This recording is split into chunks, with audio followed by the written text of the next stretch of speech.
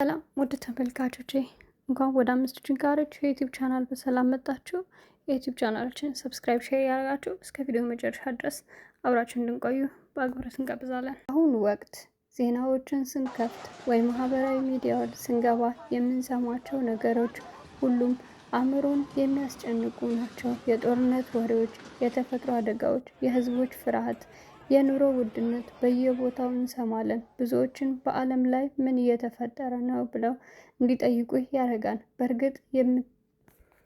በእርግጥ የምጽዋት ቀን ደረሰ ወይስ የመጨረሻው ዘመን ላይ ነን ብለን እንጠይቃለን። በዚህ ቪዲዮ በዓለም ላይ እየተከሰቱ ያሉትን አስፈሪ ክስተቶች ከመንፈሳዊ እይታ ከቅዱሳት መጽሐፍት ከአንጻር እንመረምራለን። ፍርሃት ሳይሆን ተስፋ፣ መደንገጥ ሳይሆን መንፈሳዊ ንቅናቄ የሚሰጥ አጭር ግን ትልቅ መልእክት ይዘንላችሁ መጥተናል። እስከ መጨረሻው አብራችሁን ቆዩ። ዛሬ ሁላችንንም በውስጣችን የሚረብሸን ነገር ግን ብዙዎች ጮህ ብለን የማንናገረው አንድ ትልቅ ጥያቄ እንወያያለን። ዜና ስንከፍት ወይም ማህበራዊ ሚዲያ ላይ ስንገባ የምንሰማቸው ነገሮች ሁሉ ለአእምሮ የሚያስጨንቁ ናቸው። የጦርነት ወሬዎች፣ የሀያላን ሀገራት ፍጥጫ፣ ያልተጠበቁ የተፈጥሮ አደጋዎች፣ የህዝቦች ፍርሃት፣ የኑሮ ውድነት በየቦታው እንሰማለን። ብዙዎችን በዓለም ላይ ምን እየተፈጠረ ነው? በእርግጥ የምጽአት ቀን ደረሰ ወይስ መጨረሻው ዘመን ላይ ነን ብለን እንጠይቃለን። በመጀመሪያ ደረጃ አሁን እኛ የምንኖርበት ያለነው ስጋት በሰው ልጆች ታሪክ ውስጥ የመጀመሪያው አለመሆኑን መገንዘብ አለብን። ታሪክ ወደ ኋላ መለስ ብለን ስንመለከት የሰው ልጆች ከዚህ ቀደም በጣም አስፈሪ ዘመናትን አሳልፈዋል። ለምሳሌ በ14ኛው ክፍለ ዘመን ጥቁር ሞት ብላክ ዴዝ በመባል የሚታወቅ ወረርሽኝ የአውሮፓን ህዝብ በአንድ ሶስተኛ ያህል በጠራረገበት ወቅት በዘመኑ የነበሩት ሰዎች ዓለም አለቀሰች። የምጽአት ቀን ደረሰ ብለው ሙሉ በሙሉ ተስፋ ቆርጠው ነበር። በአንደኛውና በሁለተኛው የዓለም ጦርነት ወቅት በሚሊዮኖች የሚቆጠሩ ሰዎች ሲያለቅሱን ለዓለምም ደም በአንደኛውና በሁለተኛው የዓለም ጦርነት ወቅት በሚሊዮኖች የሚቆጠሩ ሰዎች ሲያልቁ ዓለም በደም ስትታጠብ ያ ዘመን የመጨረሻው መስሎ ታይቶ ነበር። ስለዚህ ታሪክ ትምህርት ያሳያል። ዓለም ሁልጊዜም ቢሆን የፈተና የእውከት ቦታ መሆኗን። ነገር ግን የዛሬ ዘመን ልዩ የሚያደርገው ነገር ምንድን ነው? የመረጃ ፍጥነት። በዓለም ጥግ የሚፈጠር ማንኛውም በፈጣን ነገር በሴኮንዶች ውስጥ ወደ ስልካችን ይደርሳል። ይህ ደግሞ አእምሯችን ሁልጊዜ በጭንቀት እንዲወጠር ያደርጉታል። የትንቢቶች ፍጻሜ፣ የዘመኑ ምልክቶች። ሆኖም ግን የታሪክ ክስተቶች ብቻ ብለን አልፈን አንተውም። በቅዱስ መጽሐፍት ላይ ስለ ምጽአት ስለ መጨረሻው ዘመን የተጻፉ የትንቢቶች በግልጽ ተቀምጠዋል። ምልክቶችም አሏቸው። ይህም ዋና ምልክቶች ሶስቱን እንጠቅሳለን። አንደኛ፣ በተፈጥሮ መዛባት በየቦታው የሚከሰቱ የምድር መንቀጥቀጦች፣ ደረቅ የሙቀት ማዕበል፣ ውሽንፍሮች። ሁለተኛ፣ የህዝቦች ሀገራት ግጭት፣ ህዝብ በህዝብ ላይ መንግስትን በመንግስቱ ላይ የሚነሳበት የጦርነትና የጦር ወሬዎችን የሚበረክትበት ዘመን ነው። ሶስተኛ፣ ፍቅር የሚቀዘቅዝበት። ከመንፈሳዊ ምልክቶች ሁሉ ትልቁ የሰዎች ፍቅር መቀዝቀዝ፣ የራስ ወዳድነት ማደግ፣ የሰው ልጆች ጥቅም ሲል ሌላውን ሰው የሚጎዱበት ልብ ደንዳና። እነዚህ ነገሮች ዛሬም በዓለም ላይ በግልጽ እንመለከታቸዋለን። ነገር ግን መጽሐፍት ስለነዚህ ትንቢቶች የተናገሩት በፍርሃት ሽባ እንድንሆን ሳይሆን መንፈሳዊ ህይወታችን ላይ እንድንፈትሽ እንድንዘጋጅ ነው። መንፈሳዊ ህይወታችንን ተዘጋጅተን ወደ ፈጣሪ እንድንቀርብ ነው። እሱ በሚመጣበት ወቅት ልጆቼ ምን አድርጋችኋል ብለን ብንጠየቅ ምንም ሳንይዝ ንስሐ ሳንገባ ወደ እሱ እንዳንሄድ የምንዘጋጅበት እንድንዘጋጅ የተሰጠን ትንቢት ነው። በአሁኑ ሰዓት ዓለምን ስናይ እግዚኦ የሚያስብል ነገር እናያለን። ምክንያቱም የሰው ልጅ እግዚአብሔር በሰራው ነገር ትቶ እሱ እኔ የሰራሁት ይሻላል ብሎ የሰው ልጅ ፈቶ እስከ መገጣጠም ደርሷል። ያ ማለትም ልክ እንደ ዕቃ የሰውን ልጅ ፈታቶ አይ እግዚአብሔር የሰጣችሁ ልክ አይደለም እኔ ፈትቼ ገጣጥምላችሁና ውብ አረጋችኋለሁ ብሎ አሁን ባለንበት ደረጃ ይሄ እየተደረገ ነው ያለው። እናም ወንዱን ወደ ሴት ሴቷን ወደ ወንድ እስከ መቀየር ደረጃ አቤቱ ጌታ ሆይ ማረን የሚያስብል ነው። ምክንያቱም እኛ ሰዎች የእግዚአብሔርን ስራ ንቀን ሰዎች ተፈጣሪ ከማለት በተባለ አላማ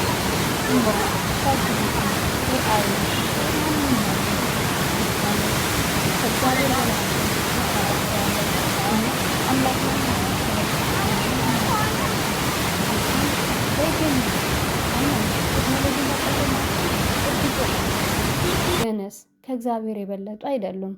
እኛ እግዚአብሔርን አንጠይቅም፣ የምንጠይቀው እነሱን ብቻ ነው። ሰው የሰራው ሰው ሰራሽ የሆነውን ነገር ግን እንደ ፈጣሪ እንፈራዋለን።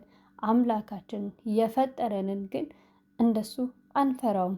ያ ማለት ዓለም ወዴት እየሄደች እንደሆነ የምናይበት አቤቱ የምጽአት ቀን ደረሰ ብለን የምናስብበት እውነትም ክርስቶስ መምጫው ደረሰ ምንኛ ተዘጋጅቼ ይሆን ብለን ራሳችንን የምንፈትሽበት የምናይበት እንጂ እድገት ኤአይ እና የመንፈሳዊ ህይወት ፈተና።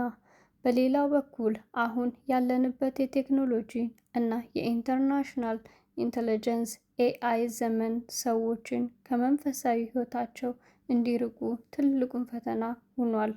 ዛሬ ሰዎች ከፈጣሪያቸው ጋር የሚያሳልፉትን ጊዜ እየቀነሰ ከስልካቸው ጋር የሚያሳልፉት ጊዜ አብዝቷል። አእምሯችን ሁልጊዜም በፍጥነት ዜናዎችን በንጽጽር በጭንቀትና በማህበራዊ ሚዲያ ወከባ በማህበራዊ ሚዲያ ወከባ ስለሚሞላ የውስጥ ሰላም የጸሎት ህይወት ጠፍቷል።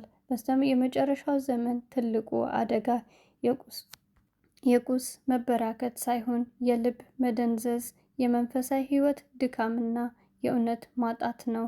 ፍርሃት ወይስ መንፈሳዊ ዝግጁነት እውነተኛ መፍትሄ? ብዙ ሰዎች በዓለም ላይ የሚሆነውን ነገር ሲያዩ ዓለም መቼ ትጠፋለች ብለው በከፍተኛ ፍርሃት ጭንቀት ይዋጣሉ። ነገር ግን መንፈሳዊ አስተምህሮ የሚያስተምረን ፍርሃትን መንፈሳዊ ህይወትን መፍትሄ እንዳልሆነ ነው። ዓለም ብትናጋም ሁኔታዎች ቢቀየሩም በመንፈሳዊ ጥንካሬ እና በእምነት የቆሙ ሰዎች ለአእምሯቸውን በሰላም የተሞላ ነው። መጀመሪያ እርምጃ የሰው ልጅ የመጨረሻን ቀን ከመቁጠር ይልቅ የራሳችንን ዕለታዊ ህይወት ማስተካከል ነው። ሁለተኛው እርምጃ ፍርሃት የሚያመርቱ ሐሰተኛ ወሬዎችን ከልክ ያለፉ መጥፎ ዜናዎችን መቀነስ። ሶስተኛ እርምጃ በጸሎት በመልካም ምግባር እና ለሰዎች አዎንታዊ ነገሮችን በማድረግ መንፈሳዊ ጥንካሬ በመገንባት ነው። በዓለም ላይ የሚሆነው ነገር ሁሉ ከፈጣሪ እይታ ውጭ አይደለም። በመሆኑም በዜናዎች በወሬዎች እና በሌላ ነገሮች አትደንግጥ። ይልቁንም ቁም ነገሮችን ወደ መንፈሳዊ ህይወት የሚያስጠጋህን ነገር እያደረግ በትዕግስት መጠበቁ የተሻለ ነው። ከነዚህም መካከል ሶስቱን ልንነግረውት እንወዳለን። ራሳችንን ከጭንቀት ለመጠበቅ ከልክ ያለፈ መጥፎ ዜናዎችን ከመከታተል እንቆጠብ።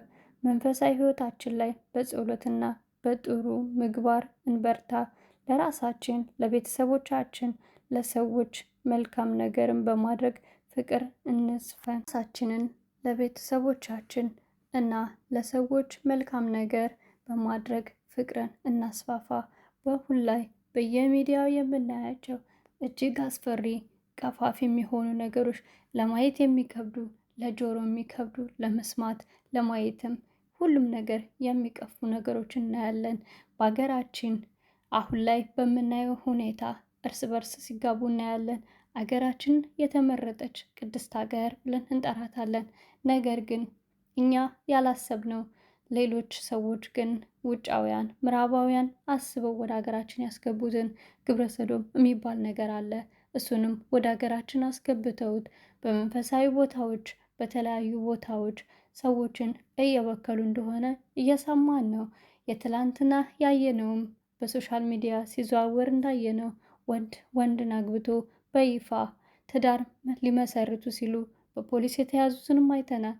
ይህ እንግዲህ ሀገራችን የመንፈሳዊ ሀገር ናት፣ የተቀደሰች ሀገር ናት በተባለባት የገሞራ ነገር እየተፈጠረባትና እሳትና ገሞራ ይፈጠራል እንደተባለው ሀገራችን አሁን ያለችበት ሁኔታ እሳት ውስጥ እንደገባች ያሳያል።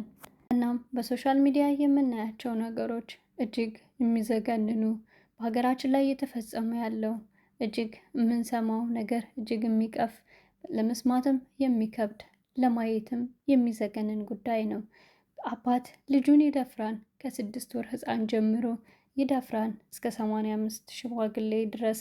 ይህ ደግሞ እየተፈጸመ ያለው እኛው ሀገር ኢትዮጵያ ውስጥ ነው። ምክንያቱም እቺ ሀገር ቅድስት ናት፣ የእመቤታችን የአስራት ሀገር ናት። ባልናት ሀገር ውስጥ ግን የግብረ ሰዶም መስፋፋት፣ የተለያዩ ነገሮች በሀገራችን ላይ እየተስፋፋ ነው። ያም ማለት የምጽአት ቀን ደርሷል ብለን እንድናስብ ያደርገናል። ነገር ግን እኛ በተስፋ መበርታት አለብን። እሱ ደርሷን ብለን ተስፋ ቆርጠን መቀመጥ የለብንም።